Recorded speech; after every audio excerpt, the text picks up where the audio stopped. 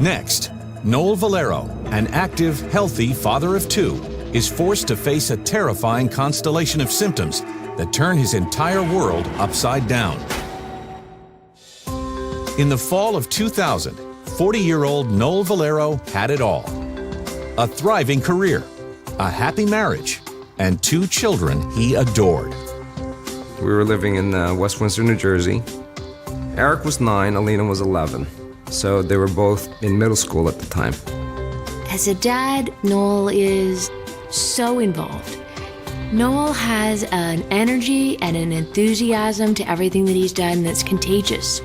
He has a wicked sense of humor, and his attitude towards life is just amazing. And after working for years as an aerospace engineer, Noel had just opened his own information technology company. It was always his dream to do his own business. What I like most about setting my own hours and being around for the kids was if they had a Little League game or they had a dance performance, there would always be a parent present. Once a college athlete himself, Noel makes a point of staying fit and seems to be in perfect health. I've always been an athletic person, did everything I could to stay active. I considered myself to be pretty healthy. We were thinking at the time that we were indestructible. But that winter, as the holidays approach, Noel begins to notice something strange. I was blinking more than usual. Whether I wore glasses or contacts, people noticed I was blinking a lot. And it would not stop, even if I willed it to. I was embarrassed. My optometrist had checked out my eyes, and everything was fine. The eye doctor did think that perhaps his eyes were a little drier than usual, or that he was reacting to the contacts. We tried different things. We would try eyelid washes, we would try different contacts. It would subside for a little while, and then it would come back. It always felt like I had something in my eyes. With each passing month, Noel does his best to put up with the weird blinking spells. But it isn't long before he finds himself grappling with a bizarre new problem. Noel and I would walk our dog almost every morning together. And I remember looking over at Noel and wondering why his nose was pointed skyward. My head was craned up about 45 degrees, and I didn't even realize I was doing it, so it was less obvious to me than it was to her. I tried to point it out to him because I could not figure out how someone could hold their head up at such a weird angle and not know that they were doing it. I didn't notice how frequently it was happening until we were setting up a camera system in the store. We'd set up a surveillance camera and we were checking it out. While we were looking at the playback, I noticed that my head was like that 25% of the time. And I asked the guys, am I always like this? And they all said, yeah. I was very worried about the fact that Noel's symptoms just didn't seem to make sense. But when Dawn encourages him to check in with the doctor, Noel refuses. He's confident that the freakish tic will eventually subside on its own. Nothing could have prepared him for what happens next. I was up in the bedroom and I went down the stairs. The very first step, my head just tilted back in a spasm and I lost my balance. I ended up sliding all the way down the stairs. The kids and I were watching TV and we heard this horrible crash. We went running out. Then it was Noel lying at the bottom of the stairs on the landing. He was twisted. We're lucky that he wasn't badly hurt. I was frightened by what was happening. I had this ideas that I had a seriously incapacitating disorder like Parkinson's disease that was eventually going to kill me. Over the past 9 months, Noel Valero has endured a terrifying series of symptoms. He blinks almost non-stop. His neck spasms in a bizarre tilted position. And now, he's suddenly lost his balance. I realized that there was definitely something really, really wrong with me, that I really needed to try to find an answer. I really needed to seek professional help to find out what on earth was causing it. I was even more frightened that I wouldn't be around for the kids. I decided to see a neurologist. He took a history when I told him that I'd been a full-time IT consultant. His first reaction was it was repetitive motion syndrome. The neurologist suggested that Noel have physical therapy to stretch and strengthen the muscles of his back and chest. It was kind of a relief, actually, because it meant it was something I can deal with. I was going to physical therapy 3 times a week, and I was doing all the exercises at home that I needed to do. But after a month of physical therapy, Noel realizes that he's not getting any better. In fact, he seems to be going downhill fast. Suddenly, I noticed that I couldn't even lift my right arm. My right arm just simply wouldn't go up. That was alarming. I went back to see the physical therapist right away, and she did a series of tests, strength tests on my right arm, and she said that I had absolutely no response out of my right tricep. It was paralyzed. It was like being hit with a ton of bricks. I had another fear that what happened to my tricep was just the beginning. You know, was it the first step in something a lot worse happening to me? I was very worried that he was going to wind up in a wheelchair, that it was going to be something that incapacitated him in a profound way. My biggest fears about Noel's degeneration was that it appeared to be accelerating. I was really worried about him being able to be self-sufficient and being able to retain that level of independence. I managed to talk to a fairly well-known neurosurgeon who had an office in the area and explained to him, listen, you know, I was doing physical therapy and then suddenly my right tricep is paralyzed. It's an emergency. The neurosurgeon immediately orders a battery of tests, including an MRI of Noel's right arm. But incredibly, he can't find a single thing out of the ordinary. I was so frustrated that the doctors could not tell us what was wrong. I really thought that once he saw the neurologist that it was something that we were going to be able to fix. Overwhelmed, the Valeros head home. And over the next few months, Noel does the best he can to grin and bear the mysterious symptoms. But it isn't long before he's struggling with a frightening new problem. I had back pain since college, so I was able to rationalize by just blaming it on stress. But this pain was my entire back. I was in pain pretty much around the clock. The pain just kind of engulfed me. It went from something I could tolerate to something that suddenly went beyond anything I'd ever felt. And it seems like it almost happened instantaneously. It became so bad that he went to the doctor.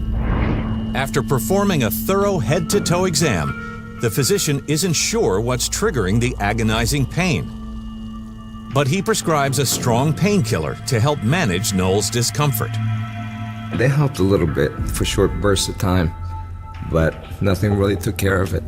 Noel was a person who would not let anything slow him down and stop him, so he just moved right along and did what he had to do and was a dad and a worker and a husband.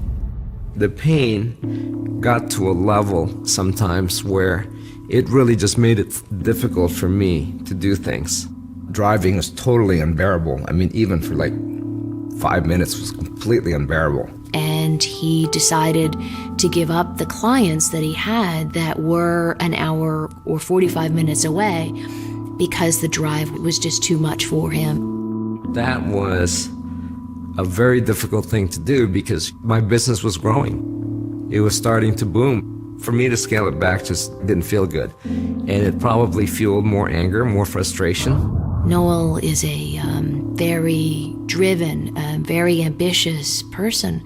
And when he stopped being able to do everything that he wanted, the way he wanted to do it, he was very upset with himself. I realized I wasn't fully functional anymore. I wasn't going to be able to support my family in the way I was used to being able to support them. The anger was, why is it happening to me? And the frustration was, how can I fix this? Over the past 5 years, Noel Valero's life has turned upside down. He suffers from bizarre blinking spells. His head is often locked in a strange position as his neck spasms out of control. And now, he's living with harrowing pain that no medication can curb. Making matters worse, he's been forced to cut back his work hours, and his family's finances are on the line. I forced myself to continue because if I didn't do it, we would have been in dire straits. And that was probably the biggest struggle I've ever put up with in my whole life. During the next few months, Noel continues to seek out one doctor after another, but none of them can shed any light on his condition. And as the weeks drag on, it's clear that he's become a shadow of the man he once was. Probably one of the most disturbing things about this whole experience was the way Noel's personality changed as a result of the pain and the issues that he was going through. I was slowly becoming a kind of a different person. I was less agreeable. I was quick-tempered. I probably didn't even realize what kind of effect I had on my children and my wife. No idea. I was very upset by how much this had changed his relationship with the kids. He found fault so often that I ended up giving up trying to have a family dinner because the whole family dinner routine became very, very stressful and painful for us. By then, the pain was to the point where I'd almost pretty much withdrawn from my family. Noel was in so much pain that he just stretched out on the floor all the time. I was just in my own painful little world, trying to survive the pain. And inside my head, I'm just worried about what's going to happen to me. Did I have to fear for my life? That probably started one of the lowest points in my life because I really thought I wasn't going to live much longer. The Valeros have all but given up hope of getting a diagnosis by the time June of 2007 rolls around. But Noel puts on a brave face to celebrate an important milestone. It was Noel's 25th reunion, and we went back and met up with some of his friends from college. As fate would have it, a lot of my former classmates were fairly well-connected neurologists. They recommended that I go to Columbia University. Noel's friends refer him to a neurologist who specializes in movement disorders, Dr. Roy Alcalay. My first impression of Dr. Alcalay was he was a bright young neurologist who really cared about his patients. Mr. Valero came with a few complaints that maybe to the naked eye would seem completely not related to one another. He was blinking a lot, and his neck was twisted to the right and backwards. Dr. Alcalay thinks he knows what's behind Noel's mysterious decline. In order to confirm his hunch, he orders an MRI and performs a series of neurological exams. The neurological examination consisted of a thorough movement motor examination.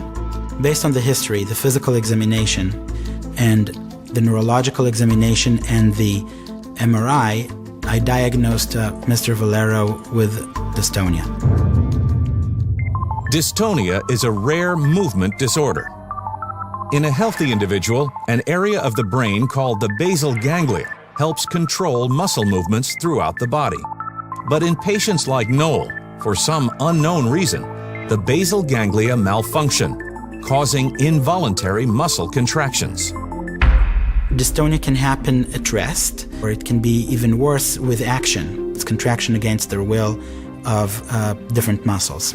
Dystonia can strike anyone, but people who constantly do repetitive movements are more prone to it.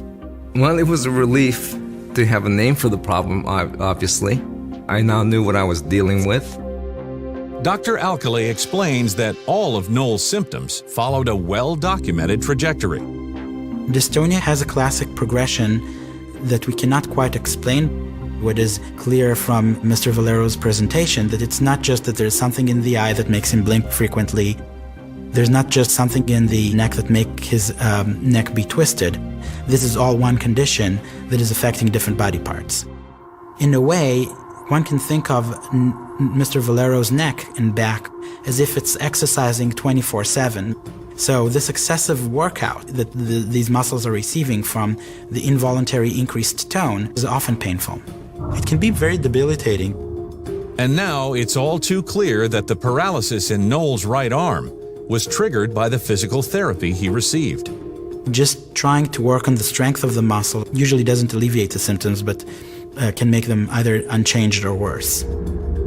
Unfortunately, Dr. Alcalay has even more sobering news for Noel. There is no cure for dystonia. When he first presented, his symptoms were relatively rapidly progressive, and we were very concerned. Sometimes with dystonia, there is a chance that it will progress to other body parts as well. If it affects the legs, the patient cannot walk, and I couldn't tell him when I saw him what will happen. I didn't know. It was a consolation to know what I had, but still I had that lingering possibility that it would progress into that worst case scenario, and that would incapacitate me within a few years. It was life-shattering to hear that. I braced myself for the worst.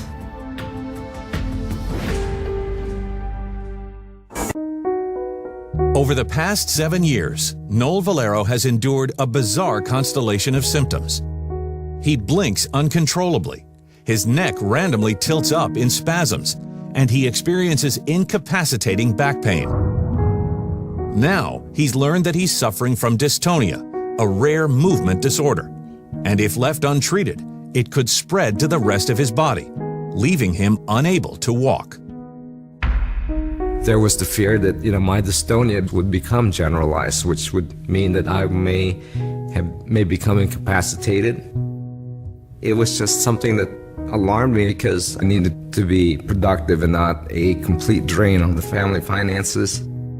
We had a daughter getting ready to graduate from high school, and college was looming. I couldn't put that into jeopardy. Fortunately, Dr. Roy Alcalay believes he can relieve much of Noel's pain and reduce his symptoms by using a substance associated with cosmetic procedures, Botox. The toxin therapy was injected in the major muscles that were creating the most havoc on me. They were temporarily paralyzed. So the severity of the spasms were lessened to a great extent. Noel noticed a difference right away after the first Botox injection. It was really an unbelievable feeling to have some relief from the pain. It allowed me to try and enjoy parts of life that I wasn't enjoying anymore. It allowed me and my wife to start to try to repair our relationship again. After the first treatment, I saw Noel become happy again. He wanted to see some of the sights of New York and spend some time in Manhattan as a couple. While Noel is overjoyed to finally have some relief from the incessant agony, he and Dawn can't help but wonder why it took so long to land a solid diagnosis. I was so frustrated, thinking about how much time Noel wasted being in pain and being not able to live his life because he hadn't been diagnosed. Making the diagnosis of dystonia is difficult. If a physician has never seen dystonia before, it's very unlikely for a physician to be able to diagnose dystonia. Today, 3 years after his diagnosis, Noel is taking life one step at a time. While he'll never be entirely free of the pain and uncontrollable spasms, he's embracing each day with optimism. Today I'm feeling pretty good, as great as anyone can be with this disorder. It's not 100%, but it's enough where I can enjoy life again. I'm able to do things that I didn't think I'd be able to do. I mean, the simple things like just being able to travel, see my son's lacrosse games, go visit my daughter in college. Things that seemed so far out of reach 3 years ago is possible. I still can't do what I used to do, but I can live life, and I'm happy for that part of it. He is back to the the ambitious, go-getter, fun, funny, intelligent person that I fell in love with. And I am so relieved to actually have him back. Determined to keep others from suffering as he did, Noel has founded the American Dystonia Society, which focuses on patient support and awareness. I realized that I could still make a difference. When you get dystonia, it's a very isolating disease. We reach out to those people to let them know they're not alone. Noel is a connector kind of a person, and he's making new friends because of dystonia. What I'm looking forward to in our future together is to enjoy life and spend time with friends and family. Looking back, I know that I was not an easy person to deal with when this was developing. And she never left my side, never stopped supporting me. And I thank her for that.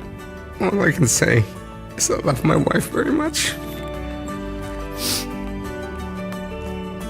I am incredibly proud of Noel.